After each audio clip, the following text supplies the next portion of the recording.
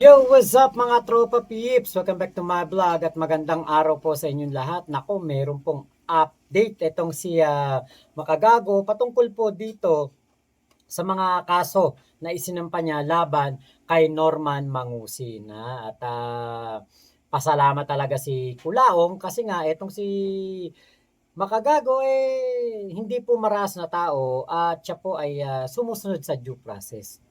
Ah, mas gusto pa rin ni Makagago na ito'y makulong kaysa po sa may mangyari pang ibang bagay, 'di ba? Napakaswerte pa rin talaga ni Kulaong. So ngayon po panoorin niyo po itong video at marami po kayong makukuhang info dito patungkol po sa mga kasuhan na nangyayari at dismayado ang ating boss MG doon sa pagkakatanggi ni Kulaong dito sa kanyang latest na na-interview na si Karen Whitmore. Nako, ganun talaga no? Kapag napirahan na, nakakalimutan na ni Kulaong. Amnesia yarn. Hello. Magandang araw sa inyong lahat, mga kahombre ko. Kamusta? Kung ano-ano na palang meron dito sa FB. Magandang araw, mga kahombre ko. Kamusta? Oy! Hindi ko pa makita kung ilan yung nanonood. Oy, 21 agad. Grabe naman kayo. Galit na galit kayo.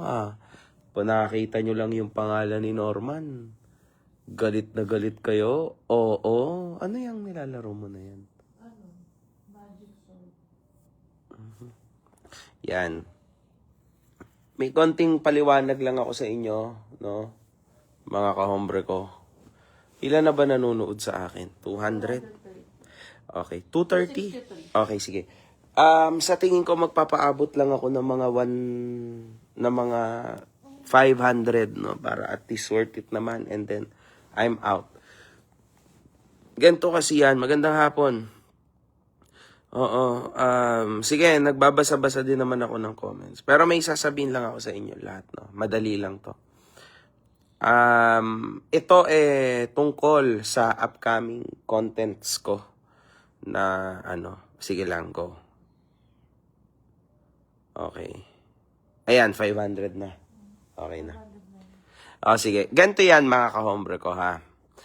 Mapapansin nyo, wala sa plano na ako nag-content ngayon ng issue na iba, di ba? Itong nakita nyo na content ko sa YT ko na tungkol kay Gio Ong, tama? Kahapon kasi, sa totoo lang, ayaw ko talaga ng gawan yan. Kaso, wala akong choice today kasi, eto na lang, no? Kahapon, mga kahombre ko, madaling araw ho kami. Actually, wala kaming tulog. Morning ka na Alas 6 ho kami dumating. Kasi, alas 6 kami dumating ng umaga. And ako at ng aking team. Kasi, mga kahombre ko, meron ho kaming napakatinding in-interview na naman. So, wala akong choice. Kundi, alam niyo yun, maglabas ng content na easy lang. Easy. Kumbaga, easy lang na nandyan na, 20-minute lang. Kasi kung kung sana gumawa ako ng Kulaong or Norman Mangusin show today, hindi ho magiging ayos. Kasi sana wala akong upload today. Syempre, hindi yan plano dahil gatas na gatas nga at lalong-lalo na 29th na ng January. So, bilang YouTuber, kailangan maging alerto ka sa date at alam mo na patapos na ang buwan. So, kailangan naghahapit ka. Yun ang tawag doon. Now, yun yung motibo. So, Gio Ong was the easiest content. So, yun ang ginawa namin. So, na-edit agad ni Mimgad in a matter of 4 hours. Kahit wala kaming tulog, actually. Ayun! Sino ba itong mga in-interview? Huwag ka magbigay ng clue, ha? Huwag ka magbigay ng clue. Grabe ito, mga Grabe talaga. Ito talaga. Imposible na ho ito na maitatanggi mo. Well, na maitatanggi niya. Napaka-imposible nito, mga kahombre ko. Grabe. Ay, nako. Yung itinatanggi niya, si Madam Karen Whitmore, alam naman natin na like face to face, galing nga sa bunganga niya, 'di ba? Shinout out niya pa. Pero ito mga kahombre ko, itong mga susunod na interview ilalabas ko. Ito ho mga kahombre ko, hindi ito hindi niya na tumatatanggi o mapagkakaila na hindi niya kilala. Imposible mga kahombre ko, walang ganon. So, yes, imposible. Ito mga kahombre ko, yung mga ilalabas ko ngayon na interview, hindi posible na hindi niya kilala. Kasi, magbibigay ba ako ng clue? Wag. Wag. Wag na. Okay, wag na, hindi na ako magbibigay. Hindi na ako magbibigay ng clue. Pero, ako, ngayon pa lang, excited na ako. Pero ganito yan, mga kahombre ko. Bukas, Friday, may upload muna tayo ng Norman Mangusin Show muna. So, content muna. Bukas na 7 p.m. Maganda rin yung bukas ha, as in. Hindi, 7 p.m. Content lang muna. 7 p.m. Content muna tayo bukas. Norman Mangusin Show. Balik muna tayo doon. 1 hour content. Which gagawin ko na rin in a bit. Pagkatapos noon, mga kahombre ko, Sabado, eto na yung inaabangan nyo na napakalaking personalidad, mga kahombre ko. Ano ka pwede yan? Hindi. Walang choice. Yun nga, di ba, natabi nga, dahil nga, di ba, kagabi, wala kaming tulog. Paano niya i-edit to? Imposible. Hindi kaya. Tapos Saturday po, napakalaking personalidad. Sobrang laking personalidad ng aking i-interview. Well, na-interview ko na, tapos na siya. Eto mga kahombre ko, napakatindi kong kahihiyan nito talaga. Okay, pwede kong sabihin na itong personalidad ho na ito, mas malaki pa kay Madam Attorney Quanzon at kay Huwag ka nang masabi. ASEC Chief Lacanilao. My God, man. Ito talaga. Ito. My God. Buta. Kahit ako hindi ko in-expect na possible pala yon, no? So, it's fun, man. It's fun. Now, hindi ako sure kung Sunday or Monday ko ilalabas yung ginawa naming content kahapon, which is yung kagabi. Kanina madaling araw, which is yun nga. Yung hindi niya rin talaga maitatanggi. Yun. So, yun yung sitwasyon. So, pagkatapos nun, ano na yun, no? February na yun, di ba? Yun. So, balik na ulit tayo sa Norman Mangusin Show. Kaso, ito hong mga susunod na 3 content, mabigat to, mga kahombre ko. You'll see this for real. Pero, eto, mga kahombre ko, wait. Eto, maganda tong question. Boss, hindi ba pwedeng ikulong muna si Mangusin kahit wala pang warrant? Hindi kasi mga kahombre ko ganyan. Dahil nga, uulitin ko lang, no, meron ho tayong due process. So, alam nyo mga kahombre ko, may mga tao rin, no, na parang nawawalan na ng pag-asa dito. Minsan nga, nakakabasa nga din ako eh. Mas marami ang sumusuporta, obviously. Pero, meron din akong nababasa na scripted lang ata kayo. O kaya, scripted, ano pa ba? Hindi na gatas na gatas lang kayo, wala namang kayong ginagawa, hindi nyo mapakulong. Talo kayo kay Mangusin kasi hindi nyo mapakulong. Hindi, kasi mga kahombre ko, ang ating mga kababayan, masyado nang nasanay sa internet. Siyempre, with all due respect kay Senator Raffy Tulfo, siyempre naman, masyado ho kayong nasanay sa ganong style. Yung totoo, mga kahombre ko, meron tayong due process sa Pilipinas. 'Di ba? O yan, tulad niyan, mga kahombre ko. Tingnan nyo. 'Di ba? Yung ikinaso niya sa akin sa Isabela was October 21 or 23 ata yun. 21, October 21. See, last week lang namin natanggap ang resolution. 3 buwan ho yan, mga kahombre ko. 'Di ba? And actually, kunwari, mga kahombre ko, kunwari lang, umangat yon sa RTC level, di ba? Hindi mo pa rin masasabi na panalo ka na kasi syempre, ilalaban mo pa yon sa RTC level. aabutin ho yan ng mga 2 hanggang 3 taon bago ang tunay na resolution. So, ayan po ang due process sa Pilipinas. Okay? So, ano bang inaabangan natin ngayon? Ang inaabangan lang natin ay yung tinatawag na resolution nung ikinaso ko sa kanya sa Parañaque. Iniintay na lang po natin yon. Bakit?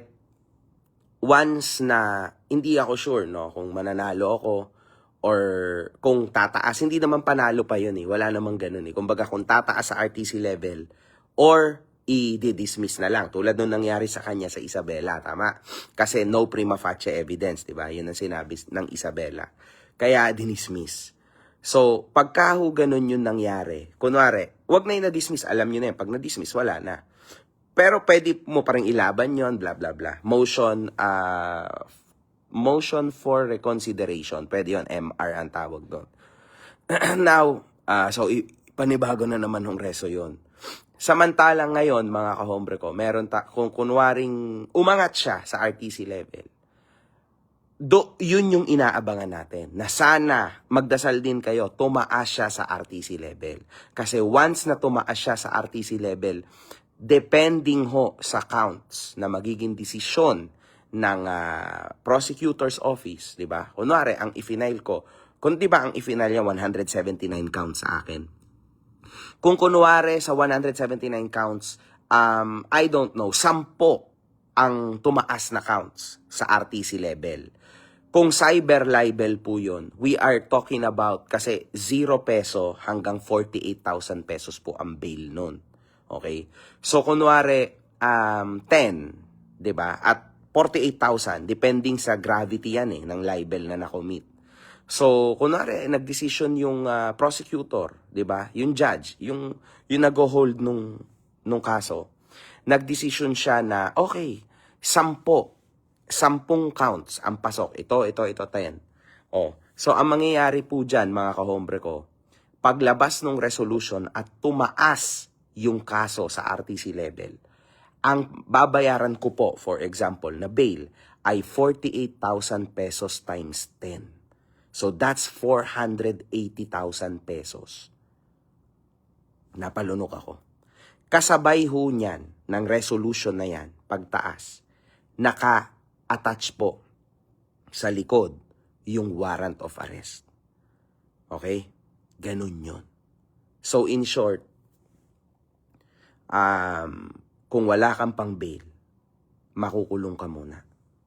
So, mamamagshot ka and all. So, ayan ho yung plano ni Norman Gusgusin sana sa akin. Kaya niya iniba yung address ko. Naintindihan nyo? Kaya iniba niya yung address ko. Ayan yung plano niya. So, kasi yan yung easiest way para kupalin mo yung kalaban mo. Di ba? Ayan yung isa sa malalaking butas. Pambabastos ho yun. And actually, he will pay for it. So, my legal team is preparing something big for him. Pero, kunwari, mga kahombre ko, nadali talaga ako. Kulong talaga ho yun. May mugshot yun. Tapos, mga 2 days yun, mga kahombre ko. Kasi, syempre, aasikasuhin yan yung bail, di ba? May mag-aasikaso ng bail mo, yung mga abogado mo, pirma-pirma kayo, tas saka ka pa makakalabas. Siguro 2 days kulong ka. 2-3 days. Grabe na ho yung 3 days. Kulong ka. With mugshot. Dahil doon. Tas tataas na siya sa RTC level. Yun tas hearing na kayo sa RTC. Kaya yung sinasabi, ganun yun. nag-file siya sa ganito, nag-file siya sa ganito. Oo. Pagbabayaran na lahat yun. Kaya ngayon naintindihan nyo na, di ba? Kaya niya yan madalas sabihin na nag-file ako sa Isabela, nag-file ako sa Tugigaraw, nag-file ako sa Cagayan, sa Peña Blanca. Tas iibahin niya yung address. Kasi iyan pong butas na yan ng ating batas ang gusto niyang mangyari. Kaso you'll need to understand na dapat yung ganyang dirty tricks mo, tulad ng sinasabi niya, dirty tricks, di ba? Yan ginagawa mo dapat sa baguhan o walang kalaban-laban. Ayun din, mga kahombre ko. Kaya madalas sabihin, kung hindi nyo naaalala, na minsan, di ba, ang hustisya ay tama talaga. Kasi tulad yan sa Isabela, di ba? Wala naman akong kilala doon. Oh, wala talaga siyang prima facie evidence. Eh di, panalo, di ba? Pero minsan, mga kahombre ko, kung mangyari ho ito sa isang pobre, kunwari, sa isang pobre, tas ano talaga, may dunong, plus may kakayanan, may pera, yung tao na kinasuhan ka. Alam nyo na ho kung ano mangyayari. Di ba? Yun yung sitwasyon dyan. And yan yung gusto sana talaga na mangyari ni Gusgusin sa akin. Kaya niya ako inunahan kasuhan sa Isabela. Kahit hindi naman siya nakareside doon. Naintindihan nyo, di ba? Nakita nyo naman, di ba? Tapos nilagay niya rin doon na di ba, binasa ko yan. So, nasa content ko yan. That content was on fire. Napakaganda nung content na yun. Kitang-kita nyo doon yung dugas niya. Plus, gusto niya rin, plus, isinulat niya rin doon na pagka may mga letters na darating, resolution, blah, blah, blah, gusto niya doon isend sa address ng law firm niya, which is sa Pasig City, di ba? Pasig. Oh.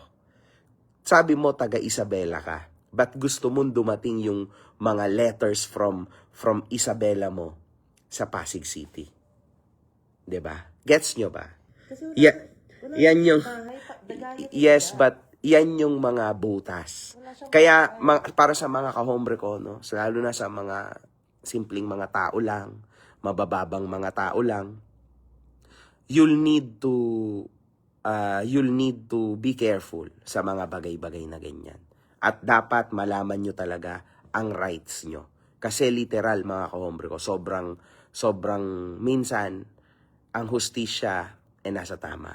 Pero minsan din, delikado. Kasi, alam nyo yun, lalo na kung wala ka namang alam at wala kang kalaban-laban, talagang, ayan yung pinaplano niyang gawin sa akin, mga kahombre ko. Ganyan yun. Ganyan po yun, mga kahombre ko.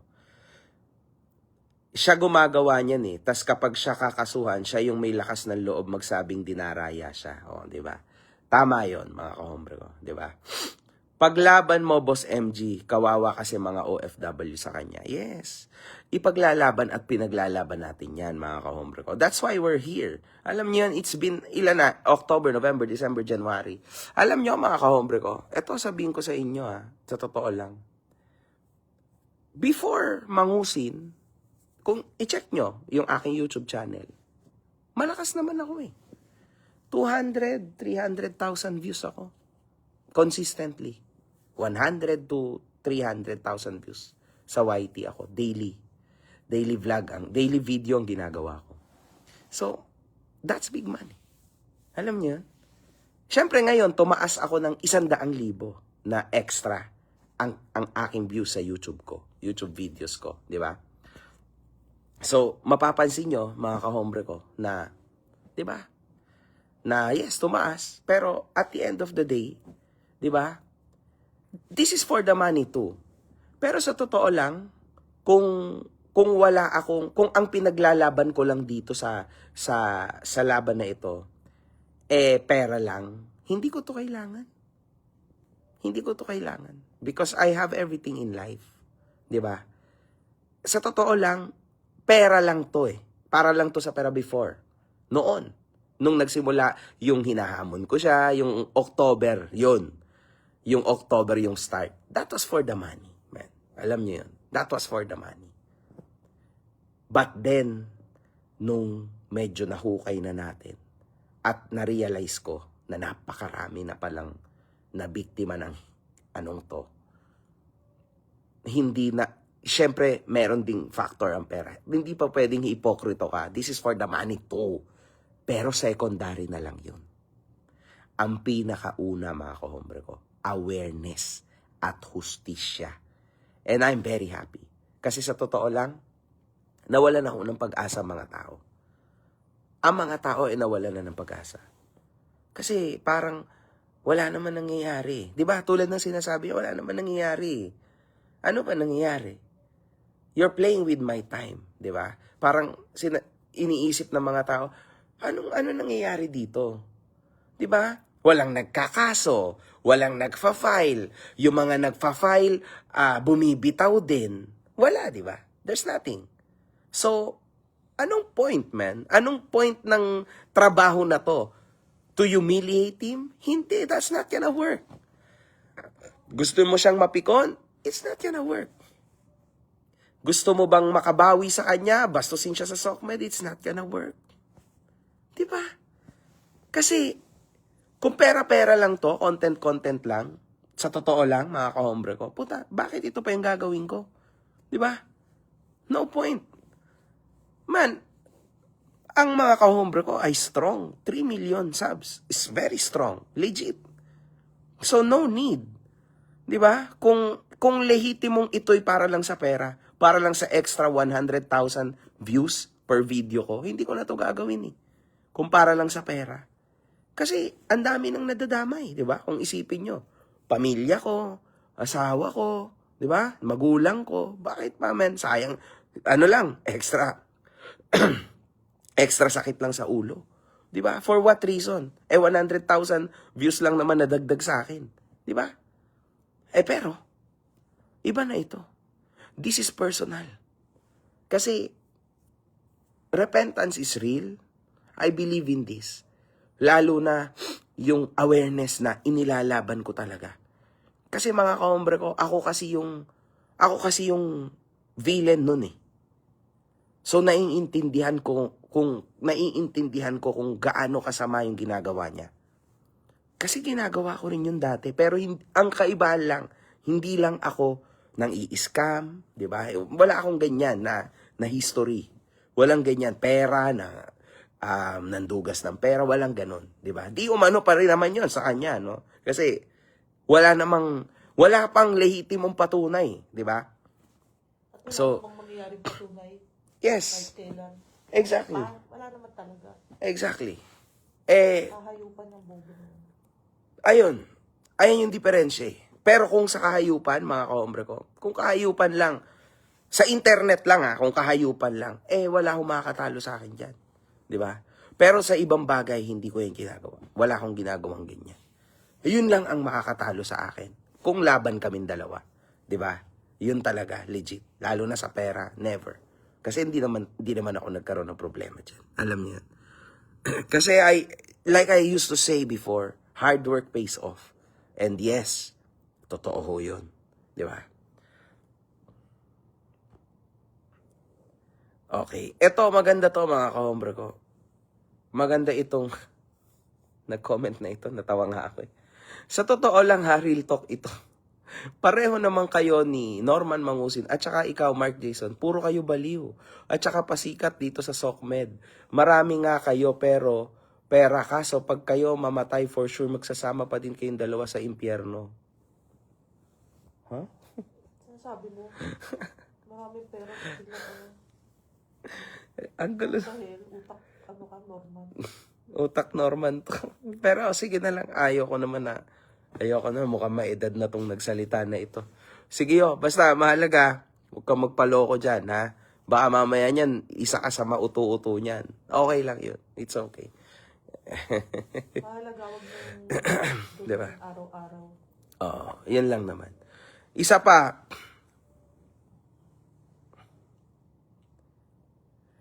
kaya, eto, kung ano-ano na nga ang sinasabi niya sa live niya, nakakaumay na, paulit-ulit na lang, yes. Isa din po yan, mga kahombre ko, kasi wala na ho tayong magagawa dyan. At mga kahombre ko, meron kayong malalaman one of these days. Galing mismo sa bunganga ng taong nakakakilala sa kanya. Na, my God, makakakita kayo sa kanyang YouTube channel ng mga comments na pro sa kanya. Maintindihan nyo na kung bakit yan. Yung sinasabi niyang trolls, actually that's for him. Legit yun, mga kahombre ko. Pero anyway, mga kahombre ko, ganito yan. Bukas na lang ulit, I need to work, kita nyo, paus na pa ako kasi wala pa rin talaga akong tulog, magbutsa. The sacrifice is real here, mga kahombre ko. Tindi. Dinaig na namin ang tunay na journalist, no? Follow up mo yung hamon mo kay, Okay?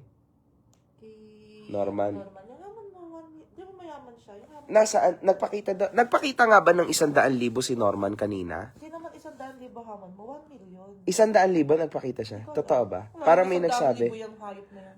Nagpakita ba ng 100,000 si Norman kanina? Pera, naman nakapera-pera. O, ayun, Norman. China-challenge kita. Magpakita ka na 1,000,000 piso. O. Ayun. Pakita mo na mayaman ka talaga, di ba? Eh, wala eh. Total, trip-trip na lang naman ata to sa'yo. So, di ba? Eh, yun. Pero anyway, mga kahombre ko, parating yung tandaan. Atin nung ipaglaban ang katotohanan parati. Huwag kayong magsisinungaling, guys. Kasi kalokohan mo yan. Okay? Pagka nagsimula kayo sa isang kasinungalingan hanggang sa dulo, puros kasinungalingan na po yan. Yan yung pinaka-hate ko, no, sa tao. Sinungaling at deceiver. Ayoko sa Buti ganyan. na lang, hindi ka Susuka talaga ako. Ayun talaga, hindi. Buti na lang talaga. Kasi kung sinungaling ka, Yun talaga. ginulpi na kita. Oo. De, malabo ako dyan. Sa sinungaling mga kahombre ko, out. Ayoko yan. Ayun nga eh. Sa sobrang totoo ko, doon ako napapahamak. Yun yung problema doon mga kahombre ko. Yan yung problema doon. Yun. Anyway, mga kahombre ko, again, may bukas na ang aking content tungkol dito. Meron ako content kay Gio. Maraming hindi aprobado sa sinabi ko kay Gio. Pero kasi, alam nyo yun, pasensya na kayo because I really believe in Gio. Kasi sabi ko nga sa video ko, siya na lang yung natitira, hindi nagpo-promote ng sugal, hindi hinayupak sa social media. Malinis siya sa SOCMED, guys. So, wag nyo nang pansinin yun. Yun naman sa labas na yun na social media. Ang isipin nyo na lang, isa siya sa magandang ehemplo para sa mga anak nyo o kung ano man, di ba? Kasi yung pinapanood nyo, yun. Doon nyo siya i-judge. Wag yun sa pagiging normal na tao niya. Kasi man, anong pakialam mo sa kanya? Nandun siya sa buhay niya. Buhay niya yun eh. That's his choice. Bahala siya sa gusto niya. Basta tayo, pwede lang natin siyang i-judge bilang siya si Gio Ong sa social media. Yun lang. Di ba? MG, sorry for some stuff I said before. Oh, no problem ka, hombre. Tandaan mo yan. It's okay. Repentance is real. Totoo yan. Basta parating yung tandaan, no? Totoo naman sinasabi ko eh. Kahit i-check nyo sa YT ko. Di ba? Hindi... para lang sa 100,000 na views na extra na nabigay sa akin ng tao na to.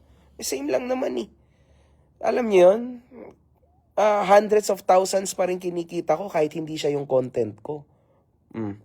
Diba dito, million, syempre, actually kaya ko rin mag-millions anyway. Pero, alam niyo yun mga kahombre ko. Parating yan. Yeah, so hundreds of thousands, millions. So, hindi siya problema. Pero iba na tong laban na ito. This is incredibly exciting for me now. Sobra. Nanggigigil ako.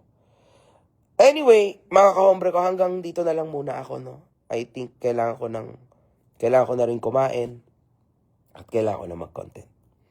One love. Good fucking vibes. See you guys tomorrow ha, 7 p.m. On fire dapat kayo sa Norman Mangusin show natin. Masaya yun bukas. Sa ngayon, panuorin nyo muna yung kay Gio Ong kong content. Good night. Good day, mga kahombre ko. Maraming salamat sa inyo. Mahal na mahal ko kayo.